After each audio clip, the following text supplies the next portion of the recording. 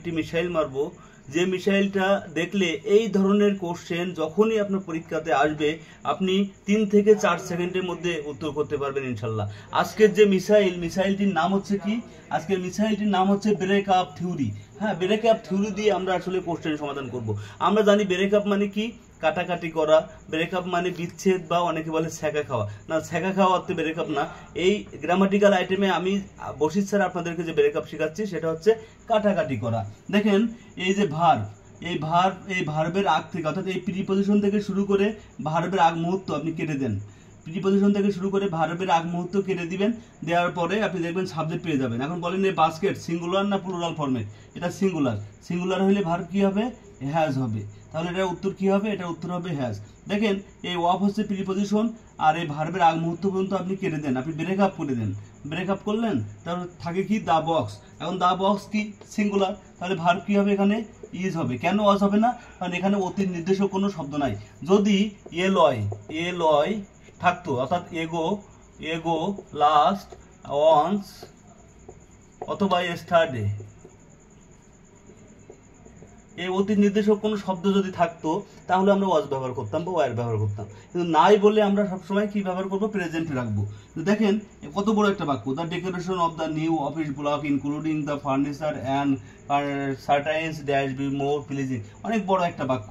দেখেন এই বাক্যটা কত সহজে আমরা সমাধান করি।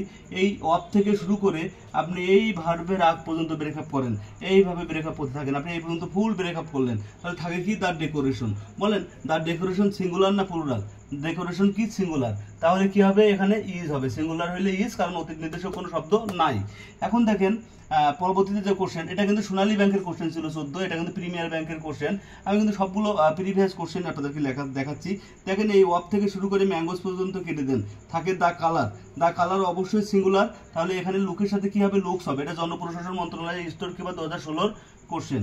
পাশাপাশি স্বরাষ্ট্র মন্ত্রণালয়ের একটি কোশ্চেন আমরা দেখব। দেখেন এই ওয়াপ প্রিপজিশন এখান থেকে শুরু করে এই ফিল পর্যন্ত কেটে দেন, দেওয়ার পর থাকে কি? The players. তাহলে দ্য প্লেয়ার্স এটা প্লুরাল ফর্মেট, তাহলে ভার্ব কি হবে? আর হবে। এখন আমি ব্রেক আপ থিওরির পরে আপনাদেরকে শেখাবো কাপল থিওরি। কাপল থিওরি দিয়ে কিভাবে আমরা এমন হিউজ পরিমাণ কোশ্চেন সমাধান করতে পারি সেগুলো দেখাবো।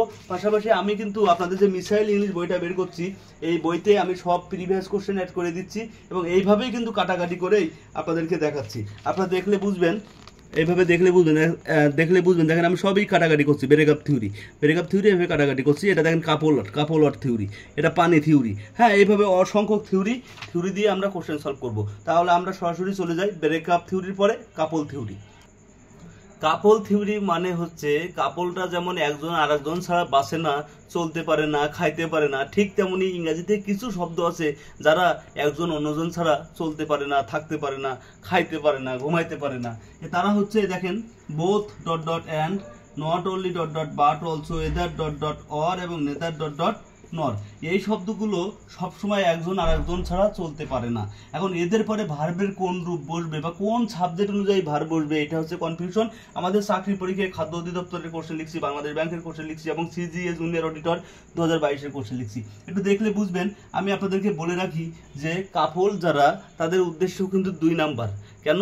বিয়ের আগে যারা কাপল হয় তারা আসলে, এটা খারাপ কাজ, এটা 2 নাম্বার। তাদের উদ্দেশ্য 2 নাম্বার। মনে রাখার সাথে ধরে নেন তাদের উদ্দেশ্য 2 নাম্বার। তাহলে এই কাপল ওয়ার্ডগুলো যদি আপনি পান, তাহলে বশির স্যার বলছিল এদের উদ্দেশ্য কত নাম্বার? 2 নাম্বার। এখন দেখেন প্রথম যে বাক্যটা আমি লিখছি, এখানে আছে রিনি আর এখানে আছে তার ভাইয়েরা, তাই না? এখানে আছে রিনি এবং তার ভাইয়েরা। মাঝখানে কাপল ওয়ার্ড কোনটা? কাপল ওয়ার্ড হচ্ছে এই যে নেদার নর।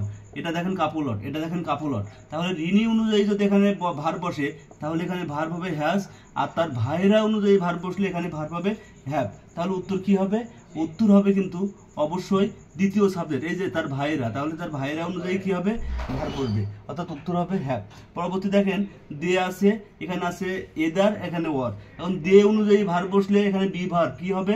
দে অনুযায়ী ভার্ব বসলে আর হবে, আর আই অনুযায়ী ভার্ব বসলে এম হবে। তাহলে 2 নম্বর সাবজেক্টকে, দে হচ্ছে 1 নম্বর সাবজেক্ট, আই হচ্ছে 2 নম্বর সাবজেক্ট। তাহলে এখানে অবশ্যই উত্তর হবে এম। এটা বাংলাদেশ ব্যাংকের কোশ্চেন, ক্যাশ 2016। আবার দেখেন এখানে আছে নেদার ডট ডট নর, এখানে আছে মিলি, এখানে আছে লিলি। তাহলে কি হবে, এই 2 নম্বর লিলি, এই লিলি অনুযায়ী ভার বসবে। তাহলে কি হবে, এখানে ইজ হবে, সিজি এর কোশ্চেন। তাহলে আপনারা যদি এই কাপল থিওরি বোঝেন আর ব্রেকআপ থিওরি বোঝেন, পরবর্তীতে আমি পানি থিওরি, এমনকি একটা ভার কখন কখন এজ বসে, কখন কখন আইএনজি বসে, গোটা বই অ্যানালাইজ করে আমার মিসাইল টেকনিক তৈরি করা। যদি ভিডিওটি ভালো লাগে শেয়ার দিয়ে আমাকে অনুপ্রাণিত করবেন, এবং আপনারা কমেন্ট করলে আমি পরবর্তী পার্টটা আপনাদেরকে দেব। ভালো থাকবেন সবাই, সুস্থ থাকবেন। আসসালামু আলাইকুম ওয়া রাহমাতুল্লাহি ওয়া বারাকাতুহু।